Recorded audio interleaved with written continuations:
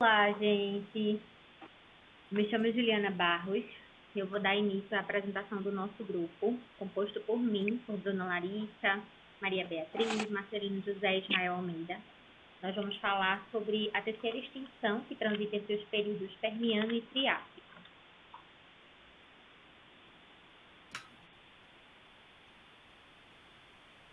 As características que antecederam o Triássico dentro do período Permiano, o período, na verdade, o Permiano, ele ocorreu nesse intervalo de 298,9 e 251,9 milhões de anos atrás, e foi considerada a última fase dentro da era Paleozoica.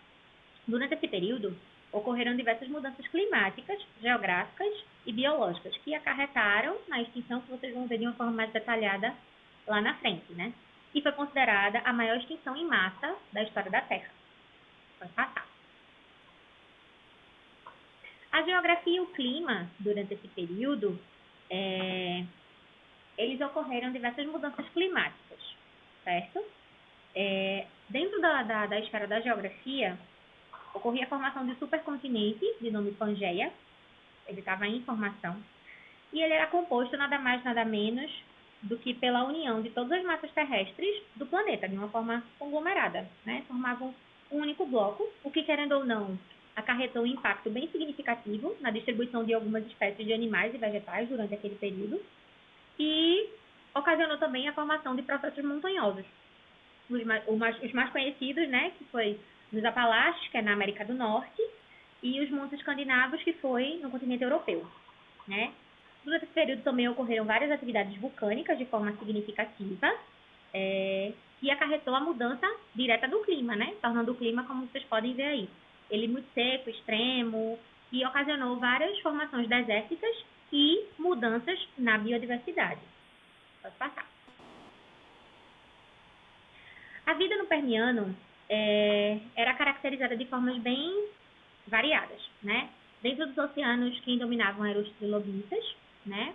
Os peixes primitivos também, que eram os acanthólidos, e os sinaptídeos, que transitaram entre répteis e mamíferos, certo?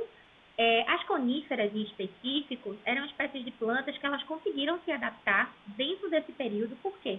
Como eram regiões muito desérticas, e tinham essa variação extrema de temperatura, enfim, elas, por serem plantas vascularizadas, elas conseguiram permear durante esse período de extinção.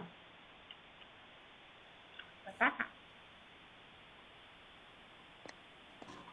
Olá pessoal, meu nome é Jael e eu vou falar sobre as causas que desencadearam a grande extinção do Permiano-Triássico.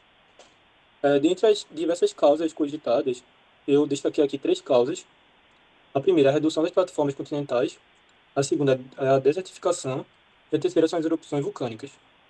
E a seguir eu vou falar um pouco sobre cada uma delas e explicar como aconteceu. Pode passar. Pronto, como citado por Juliana, no início do Permiano tinha se formado a Pangeia, e a formação da Pangeia foi uma das causas que desencadearam extinções, mas nesse caso foi extinções progressivas de forma mais lenta. Não foi um grande pico de extinção, porque a formação da Pangeia foi algo gradual, algo lento. E por que isso resultou em extinção? Porque ao formar a grande Pangeia, os continentes se chocaram, então as margens continentais foram destruídas. E isso desencadeou a morte dos organismos que viviam nas águas rasas na margem desse continente. Além disso, as margens do novo continente, do continente enorme que foi formado, da Pangeia, elas sofreram regressão dos oceanos e aí também diminuiu os hábitats dos organismos aquáticos que viviam nessas margens. Outro fator desencadeado pela Pangeia foi a mudança da circulação das correntes marinhas e das correntes atmosféricas. Essa mudança de circulação fez com que o interior do continente sofresse uma desertificação. Por quê? O vento úmido que vinha dos oceanos, ele não conseguia levar essa umidade para o interior do continente, devido também ao continente ser muito, muito grande, muito extenso. Então essa umidade se condensava e gerava a pluviosidade, gerava chuva antes de chegar ao centro do continente. Isso gerou grandes áreas de desertos no interior do continente. Essa desertificação resultou na morte dos organismos que estavam mais adaptados a ambientes úmidos.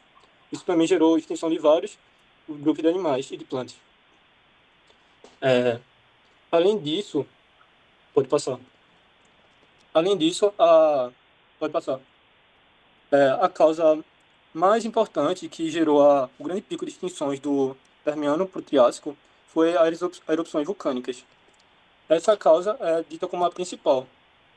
Por quê? Uma das evidências dessa causa é a formação geológica chamada de Siberian Traps, que você pode ver nesse mapa à direita. As Siberian Traps são formações formadas por planícies de rocha ígnea. São planícies muito extensas e muito espessas que se localizam na Sibéria, no território da Rússia. E essa formação demonstra que, no tempo geológico anterior, houve muitas erupções e houve uma grande quantidade de extravasamento de magma. E a partir de estudos recentes, na época de 2015, foi constatado que essas erupções ocorreram na datação cronológica um pouco antes da grande extinção do Permiano, um pouco antes, durante a grande extinção e um pouco depois.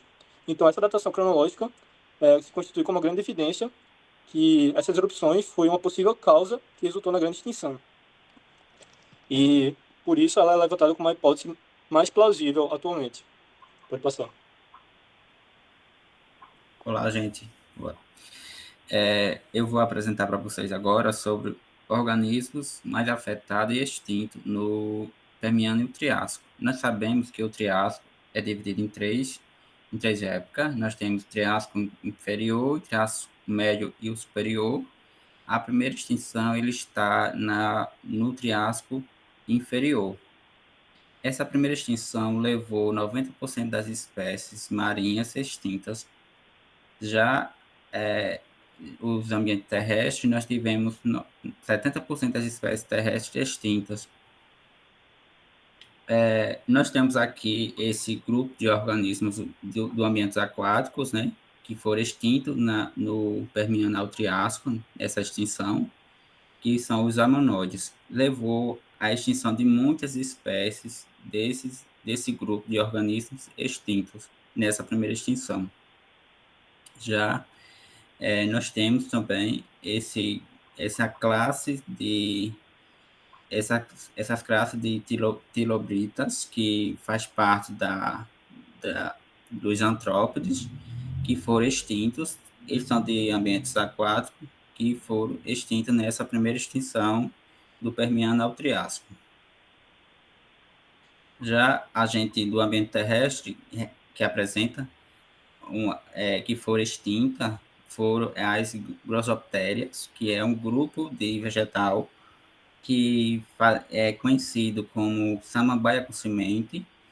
Atualmente, esse grupo ele está dentro do grupo das gimnospermas, por possuir semente e flor. Esse vegetal, a gente tem registros fósseis, mais de 60 espécies descritas. Apresenta essas folhas no registro fóssil bem delgada, característica dessa planta.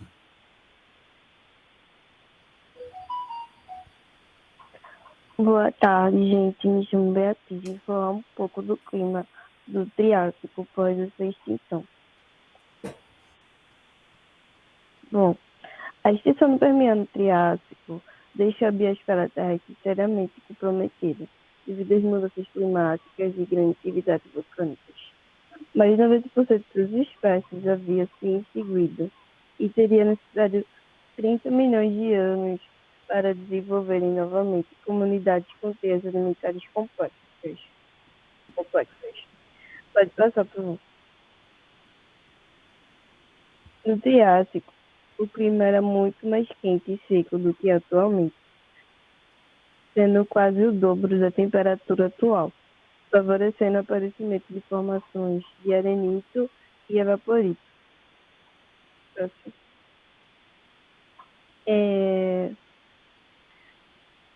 Na Pangeia existiu até o Triássico, começando gradualmente a fissura que separaria as grandes massas, a Laurásia e ao norte a Gondwana.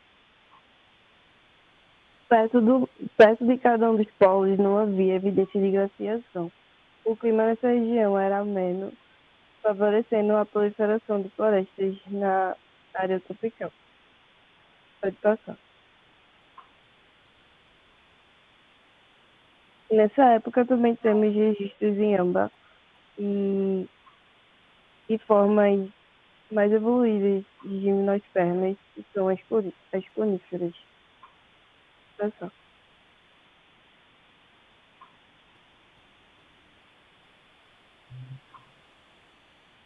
Oi, gente, meu nome é Bruna Larissa e eu vou falar sobre a fauna do Triássico. Em relação à fauna, a mais marcante foi a fauna de litrossauros, que foi um grupo de répteis que viveram no início do Triássico, no Triássico inferior, e formaram um grupo mais comum de vertebrados terrestres durante esse começo do Triássico. Pode passar. Outro grupo de répteis que também viveram nesse Triássico inferior e que daria origem aos mamíferos atuais foram os sinapsídeos. Eles desenvolveram dentes diferenciados de acordo com a função, os ossos do ouvido médio, no caso na região interna do sistema auditivo, típico dos mamíferos, e também o palato secundário. E aí, como exemplo, a gente tem o Pelicossauro, que a gente pode considerar como um ancestral distante dos mamíferos, e ele tinha essa estrutura em forma de vela nas costas, que consistia de espinhas dorsais muito compridas. Pode passar.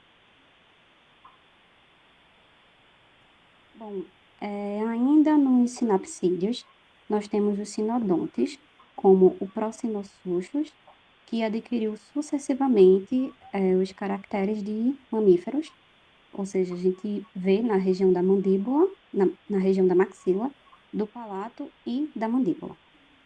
Já o Trinoxodon, outro exemplo, ele vai mostrar mudanças ainda mais pronunciadas em direção à condição de mamífero, como os membros posteriores e a cintura pélvica, que vai exibir uma postura mais ereta, com esses membros posteriores mais próximos ao corpo. Pode passar. Os sinodontes, eles eram, na maioria, carnívoros, porém, diversas linhagens dentro do Triássico tornaram-se secundariamente herbívoras. E aí, como dois exemplos, tem os trilidotíndeos e os traversolodotíndeos. Pode passar. Já os primeiros mamíferos, eles só vão surgir no final do Triássico, porém, os primeiros fósseis são incompletos. E aí, fazendo uma reconstrução, a gente teria como exemplo o Adelobasileus, que seria mais ou menos dessa forma os primeiros mamíferos que surgiram. Obrigada pela atenção.